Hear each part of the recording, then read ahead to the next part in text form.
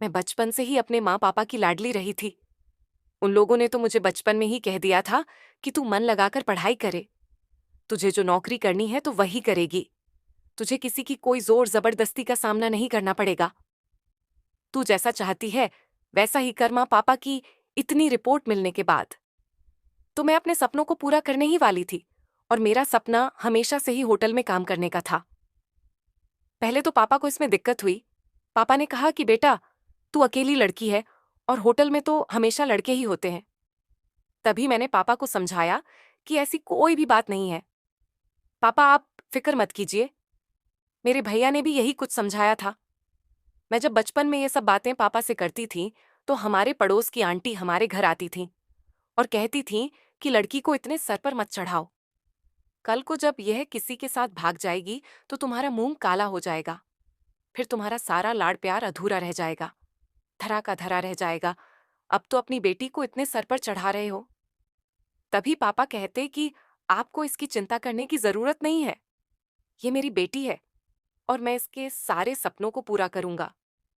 आप जैसी लड़कियों, आप जैसी औरतों की वजह से ही तो लड़कियां आगे बढ़ नहीं पाते हैं। क्योंकि लड़कियों को आगे बढ़ने की जब उनके घर वाले परमिशन देते हैं तो आप सब आकर उनके घर में आग लगाकर चली जाती हो और लोग आप लोगों की बातों में आकर, बहकावे में आकर उन्हें घर पर रखे आते हैं और बेचारी यों को छोटी सी उम्र में शादी करके उनके घर भेज देते हैं और फिर घर का काम करवाते हैं और उनके सपने तो धरे के धरे रह जाते हैं। कल को फिर बच्चे हो जाते हैं और फिर बच्चों को और पति को संभालते संभालते उनकी उम्र चली जाती है। आखिर लड़कियों का भी तो हक होता है कि वह कुछ ना कुछ करें, अपने सपनों को पूरा करें। हमेशा लड़कों का ही तो नहीं होता। तभी वह मुंह फुलाकर हमारे घर से चली जाती क्योंकि उसके पापा बेइज्जती कर दिया करते थे। पापा की ऐसी बातें सुनकर मुझे बड़ी खुशी होती थी क्योंकि पापा मेरी हमेशा सपोर्ट में करते थे। इसके साथ साथ बाकी लड़कियों की सपोर्ट में भी करते थे। आज पड़ोस में अगर कोई लड़की को दिक्कत होती थी तो वह पापा के पास आती थी और कहती थी कि आप मेरे पेरेंट्स थे, बात कर लीजिए, वह लोग मुझे पढ़ने नहीं दे रहे हैं। तभी पापा उनके घर पर जाते हैं और उन लोगों को समझाते थे कि आप लोग अपने बच्चे को पढ़ लिख लेने दीजिए, उसे कामयाब होने दीजिए। कल को यह कोई बड़ी अफसर बन जाएगी तो आपको ही नाज होगा शायद में। पापा की बातों में इतना ज्यादा प्यार था कि लोग मान भी जाते थे और अपनी बेटियों को पढ़ने के लिए हाँ बोल देते थे। फिर दौड़ी दौड़ी लड़कियां हमारे घर पर मिठाई लेकर आती थीं और पापा का मुंह मीठा करवाते हुए कहती थीं कि आप तो बड़े ही नेक दिल इंसान हो। आपकी वजह से हमारी जिंदगी सांवरे की। यह सब देखकर मेरा तो सीना गर्व से चौड़ा हो जाता था क्योंकि मैं हमेशा से भगवान को यही धन्यवाद करती थी कि आपने तो मुझे पापा के रूप में एक खजाना ही दे दिया है। वह मेरी हर तरह से मदद कर, हर तरह से सपोर्ट करते हैं, हमेशा मेरा ख्याल रखते हैं। ऐसा पापा पाकर मैं दुनिया की सबसे खुशनसीब लड़की थी। खैर, ऐसे ही मैं अपनी पढ़ाई करने लगे और अपना कोर्स पूरा करने लगी। दरअसल मैं एक ऐसी लड़की हूं जिसकी आंखों में ढेर सारे सपने थे। मैं अपने सपनों को पूरा करना चाहती थी। इन सपनों को पूरा करने के लिए न जाने मैंने और मेरे पेरेंट्स ने कितनी मेहनत की थी। मेरे पेरेंट्स ने मेरा बहुत साथ दिया था। मेरे पेरेंट्स बहुत अच्छे थे और वह मेरे सपनों को पूरा करने में मेरी मदद कर रहे थे। मेरी शुरू से ही चाहत थी कि मैं होटल मैनेजमेंट का कोर्स करूं। ये कोर्स काफी महंगा होता है। बहुत कम लोग ऐसे होते हैं जो होटल मैनेजमेंट का कोर्स करते हैं, लेकिन मेरे पापा ने मेरा पूरा पूरा साथ दिया। मैं 3 भाइयों की इकलौती बहन थी और अपने घर में सबसे छोटी थी। मुझे जॉब करने का बहुत शौक था। मैंने सोच लिया था कि जैसे ही मेरा होटल मैनेजमेंट का कोर्स पूरा होता है, मैं फोन ही किसी होटल में जॉब करनी शुरू कर दूंगी। लोगों को सबसे ज्यादा घूमने फिरने का बहुत शौक होता है और कभी भी हम लोग घूमने फिरने कहीं जाते हैं तो अक्सर हमें स्टे करने के लिए होटल की जरूरत पड़ती ही है। और हर होटल अपने स्टैंडर्ड के मुताबिक अच्छी सर्विस भी देता है जो आपको भी इम्प्रेस करती होगी। टूरिस्ट चाहे नेशनल हो या इंटरनेशनल, होटल इंडस्ट्री की सर्विस का फायदा सभी लेते हैं। लेकिन अगर होटल की एनवायरनमेंट और वहां की सर्विस आपको इतना अट्रैक्ट करती है तो इसमें पूरा पूरा हाथ होटल के पूरे स्टाफ का होता है। तो आपको इम्प्रेस करने के लिए और आपको अच्छी सर्विस देने के लिए वह लोग अपना काम करते हैं। इसलिए इस फील्ड में एक्सपर्ट और ट्रेंड ग्रेजुएट बहुत ज्यादा जरूरत होती है, जो अपनी सर्विस से सभी कस्टमर को सेटिस्फाइड कर सके। मैंने भी होटल मैनेजमेंट का कोर्स पूरा कर लिया था और फिर कुछ समय बाद मुझे मेरे हिसाब से ही अपने शहर के बड़े होटल में जॉब भी मिल गई थी, क्योंकि हम दिल्ली शहर में रहते थे। वहां पर टूरिस्ट लोग बहुत आते थे, इसीलिए वहां पर बड़े से बड़ा और छोटे से छोटा होटल बना हुआ था। मुझे अपना कोर्स करने के बाद होटल में आसानी से नौकरी मिल गई थी, क्योंकि आजकल होटल इंडस्ट्री में नए नए जॉब ऑप्शन आते ही रहते हैं। इसीलिए होटल मैनेजमेंट कोर्स करने के बाद मुझे आसानी से अपनी पसंद की नौकरी मिल गई थी। मेरी नौकरी मिल जाने से मेरे घर वाले भी बहुत खुश थे। मेरे 3 भाई भी जॉब करते थे। हमारे घर के हालात ठीक ठाक थे। मुझे नौकरी करने की कोई जरूरत नहीं थी, लेकिन मैं सिर्फ अपने सपने को पूरा करने के लिए ही जॉब करने के लिए घर से निकली थी। इस नौकरी को पाने के लिए मैंने बहुत मेहनत की थी और फिर फाइनली मेरी जॉब लग जाने से मेरी खुशी के ठिकाने नहीं थे। मुझे इस होटल में नौकरी करते हुए 1 महीना गुजर गया था। मैं यहाँ पर बहुत खुश थी। होटल के मैनेजर मेरी बहुत तारीफ किया करते थे, क्योंकि मैं अपना काम बहुत ईमानदारी और अच्छे तरीके से करती थी। मैं इस होटल में फूड और वाइब्रेशन मैनेजर का काम करते थे। हमारे होटल में इवेंट भी होते थे और इवेंट में होने वाले सारे काम हमें हमारे कोर्स में सिखाए गए थे, क्योंकि होटल में होने वाले इवेंट्स को मैनेज करने की जिम्मेदारी होटल के कर्मचारी की होती है और मैं अपनी इस जिम्मेदारी को खूब अच्छी तरह से निभाती थी। हमारा होटल बहुत खूबसूरत और ऑर्गेनाइज था। इसी वजह से यहाँ आने वाले कस्टमर की संख्या भी ज्यादा थी। होटल इंडस्ट्री में बिल्डिंग एम्प्लॉइज और कस्टमर से जुड़े हुए बहुत से कानून हैं, जिनके बारे में हम लोगों को पहले से ही पता होता है, ताकि आने वाली किसी भी सिचुएशन को आसानी से हैंडल किया जा सके और होटल की रेपुटेशन और सेफ्टी को बनाया जा सके। हमारे इस होटल की काफी सारी ब्रांचेस थे, जो अलग अलग शहर में मौजूद थी। मेरी सैलरी स्टार्टिंग में 20 से 25,000 थी। होटल मैनेजर ने मुझे हौसला दिलाया था कि वो मेरी सैलरी आगे बढ़ा देंगे। हमारे होटल में हर तरह के टूरिस्ट आते थे। कुछ ऐसे अनपढ़े टूरिस्ट भी होते थे जो बड़ी ही अजीब सी हरकतें करते थे, जिनको देखकर कभी-कभी हम स्टाफ के लोग भी बहुत हंसते थे। मेरा काम होटल के रेस्टोरेंट और बार के संचालन की देखरेख करना होता था। हमारे होटल में लगभग कुल मिलाकर 250 लोगों का स्टाफ था, जिनमें से मैं भी थी। मेरी ज्यादातर होटल में नाइट शिफ्ट होती थी, क्योंकि बार और रेस्टोरेंट रात को देर तक खुलती थी। वहां पर रातों को ही लोग आया करते थे। मेरी जगह दिन में दूसरी लड़की ड्यूटी करती थी। हम स्टाफ के लोगों को होटल का ही कॉस्ट्यूम पहनना होता था। मैं देखने में बहुत सुंदर थी। मेरी उम्र 28 साल हो गई थी, मगर अभी तक मैंने अपने काम के अलावा अपना दिल कहीं और नहीं लगाया था, क्योंकि मेरी आंखों में सिर्फ मेरे सपने थे।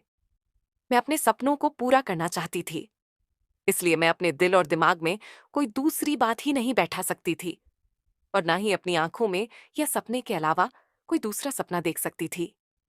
मेरे बड़े दोनों भाइयों की शादी का टाइम आ गया था, क्योंकि उन दोनों का रिश्ता लग चुका था। मैं तो अभी शादी नहीं करना चाहती थी। मेरा इरादा शादी के 3 साल बाद करने का था। मुझसे बड़े मेरे 2 भाई और मुझसे छोटा मेरा एक भाई था। मेरे दोनों भाइयों की लव मैरिज हो रही थी। दोनों भाइयों की पत्नियां बहुत अच्छी थीं। मैं खुश थी कि अब घर में मेरी भाभियों आने वाली थी। अपने भाइयों की शादी के लिए मैं होटल से पूरे 1 हफ्ते की छुट्टी ली हुई थी। मेरी जगह दूसरी लड़की नाइट शिफ्ट करने वाली थी। मेरी नाइट ड्यूटी करने से मेरे पापा को बहुत प्रॉब्लम होती थी। पापा कहते थे, बेटा आजकल का माहौल बहुत खराब चल रहा है। मुझे डर लगता है। तुम सारी रात होटल में लोगों के साथ रहती हो और होटल में तो हर तरह के लोग आते हैं। कहीं तुम्हारे साथ कुछ गलत ना हो जाए। बस मैं इसी वजह से तुम्हारे लिए परेशान रहता हूँ। मैं पापा को समझाया करती थी, हमारे होटल की सिक्योरिटी बहुत टफ है। भला मेरे साथ कुछ गलत कैसे हो सकता है? होटल में मैं ही नहीं, बहुत सी ऐसी लड़कियां हैं जो नाइट शिफ्ट करती हैं। 1-2 बार तुम्हें अपनी फैमिली को होटल के इवेंट में भी लेकर गई थी। मेरी फैमिली को होटल बहुत पसंद आया था। फिलहाल अब तो मैं अपने भाइयों की शादी में बिजी थी और इस हफ्ते को मैंने काफी टाइम बाद खुलकर दिया था, क्योंकि मुझे ज्यादातर टाइम अपनी जॉब करते ही हो जाता था। मैं नाइट शिफ्ट करते करते इतनी थक जाती थी कि मुझे सारा दिन नींद आती थी, ना मेरा कहीं जाने का मन करता था और ना ही कोई काम करने का मन करता था। मेरी मम्मी ने तो शुरू से ही मुझसे घर का कोई काम नहीं करवाया था। मेरा परिवार मुझसे बहुत प्यार करता था। मैं खुश थी कि मेरा एक ऐसे परिवार में जन्म हुआ था जहां पर घर वालों ने बेटी का सपना पूरा करने के लिए उसे फुल सपोर्ट किया था। मैं प्रार्थना करती हूँ कि भगवान ऐसी फैमिली सबको दे जैसी फैमिली मेरी है, क्योंकि कुछ फैमिली जैसी होती है जो अपनी बेटियों के सपने पूरे नहीं करते, उनकी ख्वाहिशों को उनके दिल में मार दिया जाता है। कम उम्र में ही उनकी शादी कर दी जाती है और फिर शादी के बाद वह अपने ससुराल की जिम्मेदारियां इस तरह गिर जाती है कि बुढ़ी हो जाती है और फिर उनकी जिंदगी खत्म हो जाती है। जो सपने कभी उन्होंने अपनी आंखों में देखे होते हैं, वह सपने आंखों में ही लेकर इस दुनिया से चली जाती है। मेरे भाइयों की शादी खूब धूमधाम से हुई थी और भाभी या विदा होकर हमारे घर आ चुकी थी और फिर शादी फाइनली होने के बाद मुझे अपनी जॉब पर जाना था। मैंने अपनी ड्यूटी दोबारा से ज्वाइन कर ली थी और मैं मन लगाकर अपना काम कर रही थी। होटल में मेरी काफी लड़कियों के साथ अच्छी दोस्ती हो गई थी। उस दौरान सब कुछ ठीक चल रहा था। एक दिन अचानक मेरे होटल के मैनेजर को किसी से फोन पर एक ऐसी बात करते हुए सुना था जिसने मेरे होश उड़ा दिए थे। होटल के मैनेजर एक कस्टमर से बात कर रहे थे और उससे कह रहे थे कि हमारे होटल में आपको हर तरह की सर्विस दी जाएगी। हम उम्मीद करते हैं कि आप अपनी सर्विस से सेटिस्फाइड जरूर होंगे और आपकी रात भी अच्छी गुजरेगी। हमने आपके लिए कॉल कर का बंदोबस्त कर दिया है। इतनी सी बात करके मैनेजर तो जा चुके थे, लेकिन थोड़ी देर बाद वहां होटल का एक वेटर आया था जो अपने साथ जो जवान खूबसूरत लड़कियों को लेकर आया था। ये लड़कियां कौन थीं? ये लड़कियां वह तो नहीं थीं जो हमारे बारे में डांस किया करती थीं। हमारे बारे में कुछ ऐसी लड़कियां भी थीं जिनको डांस करने की नौकरी दी गई थी, मगर वह लड़कियां गलत काम बिल्कुल भी नहीं करती थीं। मुझे इतना तो जरूर पता था कि वह लड़कियां होटल में गलत काम बिल्कुल भी नहीं करती थीं। उनकी अपनी पर्सनल लाइफ चाहे जैसी भी हो। ये लड़कियां कौन थीं? इनका तो मैं नहीं जानती थी। ये कोई अनजान लड़कियां थीं। शायद मैनेजर ने इन लड़कियों का कस्टमर के लिए बुलाया था। मैं ये सोच सोच कर हैरान हो रही थी कि आखिर मैनेजर ऐसा क्यों कर रहे हैं। मैनेजर तो होटल के डिसिप्लिन को अच्छी तरह जानते हैं और हमारे होटल में कॉल गर्ल्स का आना डिसिप्लिन के खिलाफ है। खुद होटल का मैनेजर होते हुए वह इतना गलत काम कैसे कर सकते हैं? ये सवाल मैं अपने आप से ही पूछ रही थी। न जाने वह लड़कियां अपनी मर्जी से यह सब कुछ कर रही थी या फिर उन्हें यह काम करने के लिए मच और किया गया था। मैं इसी सोच में थी और अपने साथ ही एक लड़की के पास आकर खड़ी हो गई थी जो मेरे साथ नाइट शिफ्ट की ड्यूटी किया करती थी। मैंने उसे जब ये सच बताया तो उसे यह सुनकर हैरानी नहीं हुई थी। उसने कहा, तुम्हें अभी यहां पर आई हुए 2 महीने हुए हैं। ये मैनेजर सर का पर्सनल मैटर है। उन्हें अलग से पैसे मिल जाते हैं, इसीलिए तुम्हें इस मैटर में बोलने की जरूरत नहीं है। तुम जितना चाहे इस मैटर से दूर रहो। मैंने कहा, लेकिन ये तो गलत काम है। मैनेजर सर को ऐसा नहीं करना चाहिए। मेरे साथ वाली लड़की सुनैना कहने लगी, सैलरी के साथ साथ अगर अलग से भी कमीशन मिल जाए तो किसी को बुरा तो नहीं लगता ना। और जो बड़े बड़े अमीर लोग होते हैं वह इससे काम की सैलरी से भी ज्यादा एक ही बार में पैसे दे जाते हैं। मैनेजर सर को अपनी सैलरी से भी ज्यादा इस काम के पैसे मिलते हैं, इसलिए वह ये काम चोर चुपके करते हैं। मैंने कहा, वह ये काम चोरी चुपके करते हैं, लेकिन फिर भी तुम इस बारे में जानती हो? वह कहने लगी, हाँ, क्योंकि हम लोग भी तो कुछ कस्टमर की ज्यादा ही सेवा कर लेते हैं तो उनसे थोड़े बहुत पैसों की डिमांड करते हैं। ऐसे ही मैनेजर सर भी कर लेते हैं। इसमें कोई बुरी बात तो नहीं है। मैंने कहा, हम लोग उनकी सेवा करते हैं, मेहनत करते हैं, हमें उनके पैसे मिलते हैं, लेकिन मैनेजर सर तो कॉल गर्ल्स को होटल में बुला रहे हैं। ये होटल एक ईमानदार और अच्छे इंसान का है, इसलिए उसके होटल में ये नियम रखे गए हैं कि यहाँ पर कोई भी इलीगल काम नहीं हो सकता।